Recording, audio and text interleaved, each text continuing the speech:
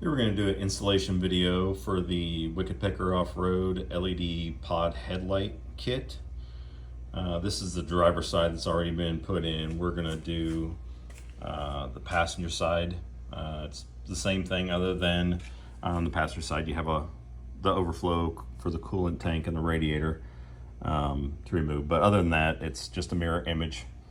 So we're going to get started.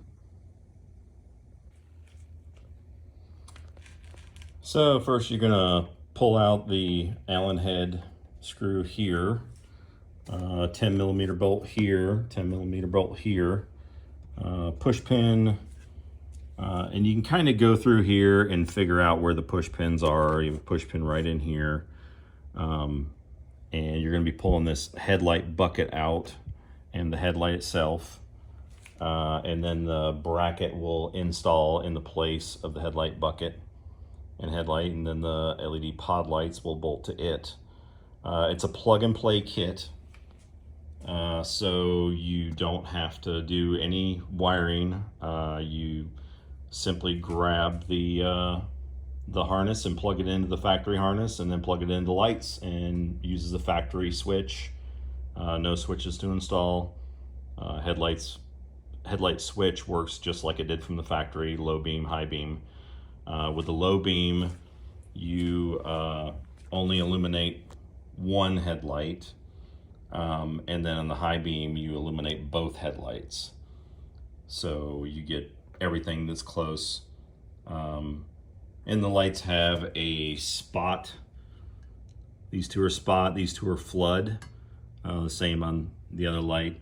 So the low beam light, you just aim it just a little bit lower, so you're not blinding oncoming traffic. And then the high beams, you aim them up a little bit more and really gets that spot feature to light up the world out there. Unlike the factory lights that look pretty, but they don't really light up much at all. So let's go ahead and tear apart some of this.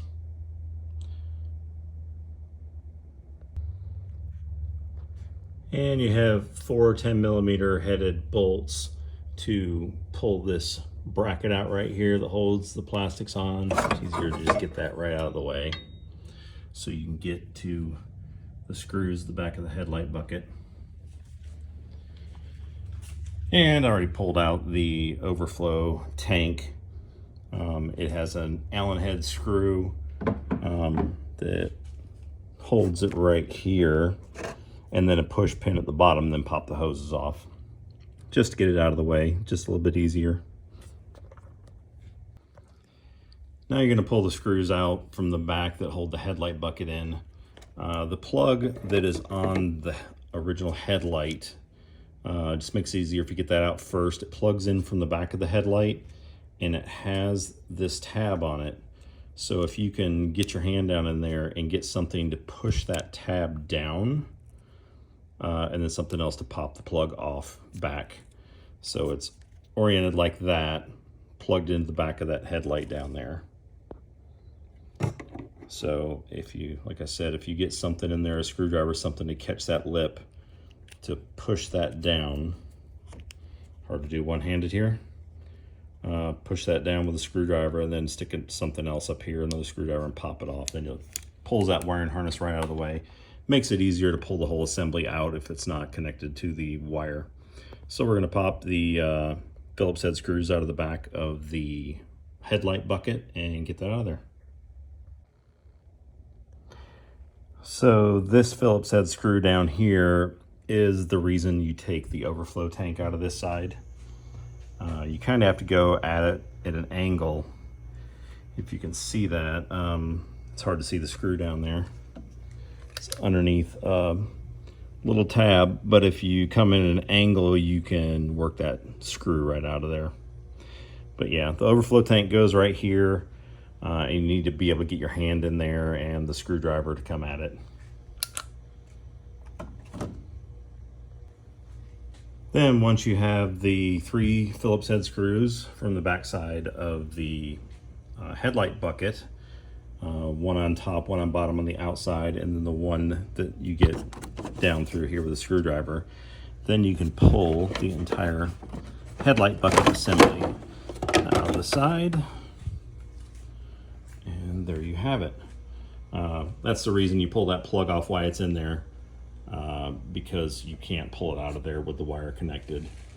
And you have to disassemble this whole headlight bucket. You have to pull the adjustment screw out, and leave the headlight in there, pull the bucket out, and it's just a lot easier to pull it out as one assembly. So we're going to set that off to the side, and then we're going to get our bracket installed for the new pod lights. So one thing that we're going to reuse from the old assembly is this captured nut right here.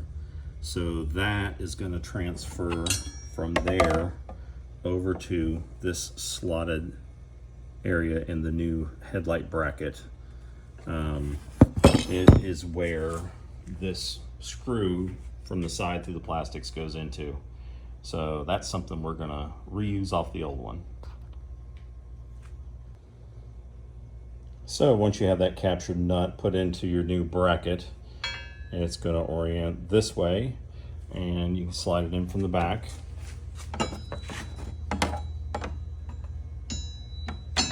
And then that captured nut lines up right there with that body bolt. So that's a good way to get it started, hold it in place. Then the rest of the bolts will end up lining up with the same bolts that hold the tubular mount that holds all the body plastics in the front. So we're going to reinstall that bar right there with the 4 bolts that came out of it.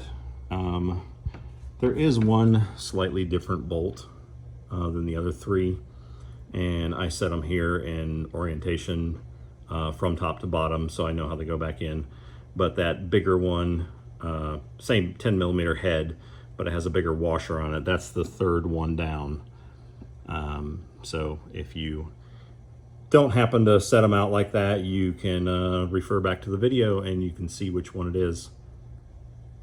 So we're gonna stick this bar back in with our bolts loosely and our body bolt here, and get that going back in.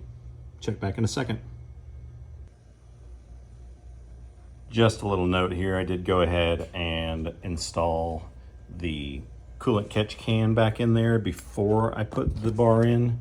You just have a little bit more room to get in there and install it, and make sure you hook your hoses back up for that.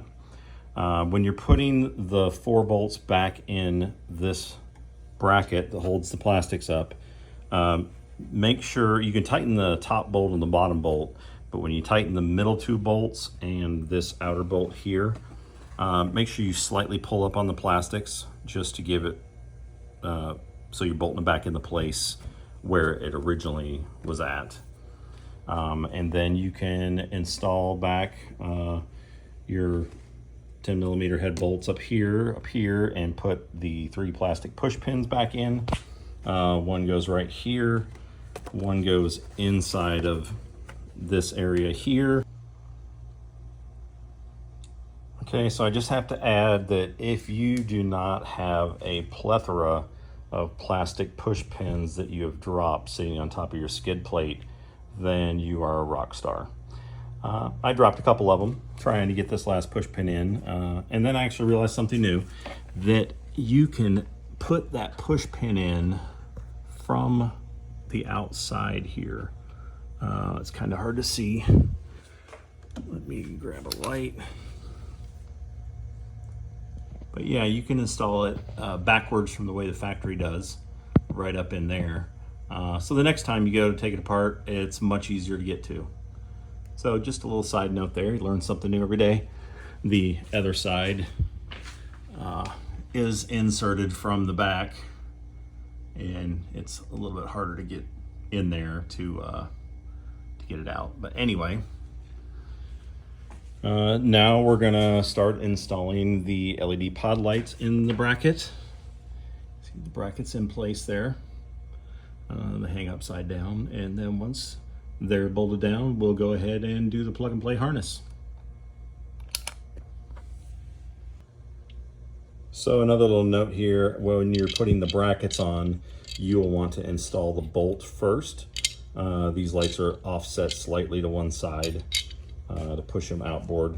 So if you don't put that bolt in before you bolt the bracket on, you're not going to be able to get it in there. So just a little note on that. But we're going to go ahead and stick the lights in place. So when you finish up installing the lights, we have both sides installed, you take your plug and play harness and you plug it up to the factory plug that plugged into the back of your lights.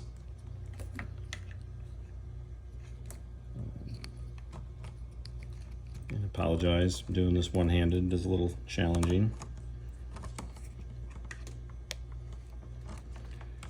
So that plugs in there.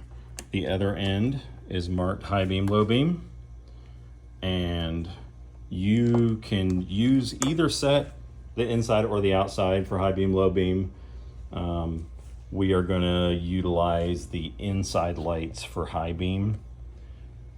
So we're going to take the high beam plug and plug it up to the other waterproof connector.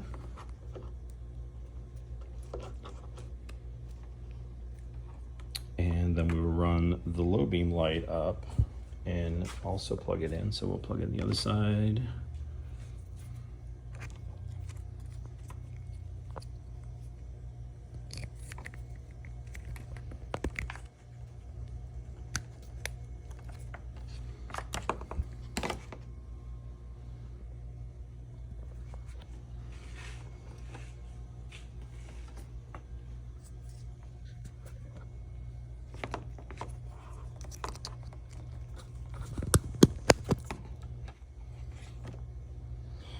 And we'll plug in the low beam to the other side. So we have the inside lights for high and the outdoors for low. And again, you can do them either way you want.